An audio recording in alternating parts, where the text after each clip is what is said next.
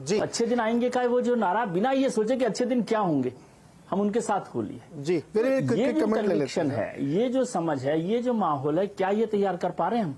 वही तो इंडिया समस्या है। उन्होंने क्या अपनी इस बात की तैयारी होगी?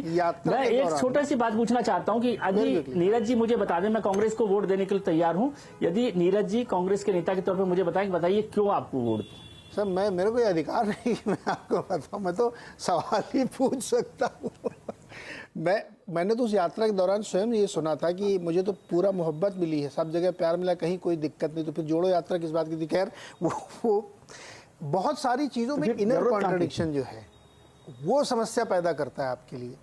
जैसे मुझे ध्यान है आपने जो 11-13 का जिक्र किया, 11-13 में कम से कम 150 ईगॉम बनी थी, एम्पावर्ड ग्रुप ऑफ मिनिस्टर। कोई समस्या हो एक ईगॉम बन गई। अब वो ईगॉम क्या करती थी पता नहीं, आपको याद हो, भूल गए होंगे लोग। उस समय मजाक बनता था कि अभी देखा आज प्रॉब्लम हुई ना, आज शाम तक एक एम्पावर्ड ग्रुप ऑफ मिनिस्टर की कमेटी बना देंगे मनमोहन जी और वो तय करेगी। वो क्या तय करती थी पता नहीं। संजीव जी बहुत क्विकली, बहुत कम समय है, डील कर पाएगी ये गठबंधन पे सीट शेयरिंग वगैरह? कुछ लगता है ये मुश्किल है? बहुत छोटा जवाब से। सीट शेयरिंग कर भी लेंगे 300-350 सीटों में, कोई खास फर्क नहीं पड़ने वाला। देखो बुनियादी बात ये, हमने इतनी आइडियोलॉजिकल बात की, वो बागेश्वर धाम के उसको बुला लेते हैं और वहां पे ये आइडियोलॉजी है वामपंथी सेंटर। अरे आप जिन एंकर्स का बायकॉट करते हैं उन्हीं को रीजनल लीडर्स इंटरव्यू देते रहते हैं। तो बेसिक बात ये है कि केंद्रीय नेतृत्व की कोई हैसियत नहीं छोड़ी इन क्षेत्रीय सत्रपों ने। उनका ऐसा अपने इलाके पे ऐसा दबदबा और ऐसी उनकी सूबेदारी है, जैसे मुगल एम्पायर के लास्ट के अंदर जो मुगल बादशाह होते थे लेकिन सूबेदारी राजा होता था अपनी जगह का। तो एक तो ये मुद्दा हो गया। दूसरा, सच्ची बात ये, हम कितनी भी पंचायती कर लें, आपको पूरा अधिकार था विजय जी की बात का जवाब दे देते, लेकिन किसी के पास भी हिंदुत्व का कोई तोड़ नहीं है। तो जो पूरी एक उत्तर भारत की राजनीति में पिछले 8-9 साल में हम उससे मुंह छुपाएं नहीं छुपाएं, लेकिन ये हकीकत है हिंदुत्व की राजनीति। और जैसे नीरज जी आप खुद बोले थे शुरू में कि 22 जनवरी के बाद राम मंदिर बनेगा और मिड मार्च या एंड मार्च से वोट पड़ने शुरू होंगे।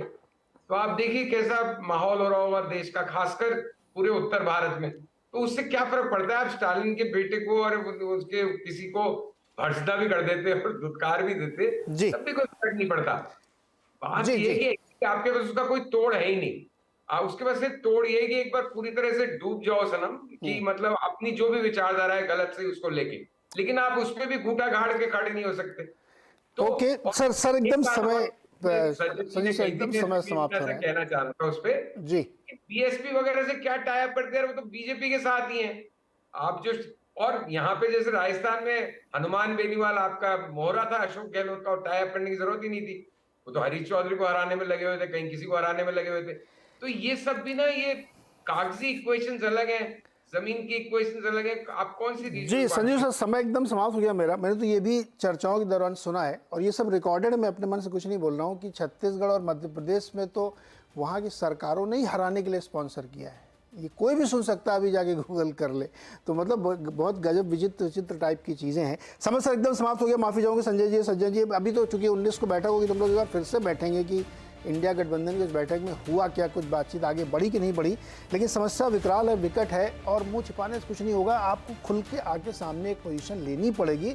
वो वैल्यू जजमेंट बाद में होगा, पहले तो आप एक पोजीशन लीजिए कि मैं इस लाइन पे चलूंगा, उसके बाद क्या होता है बाद में क्या होगा। बहुत बहुत शुक्रिया आप सबका हमारे साथ जुड़ने के लिए।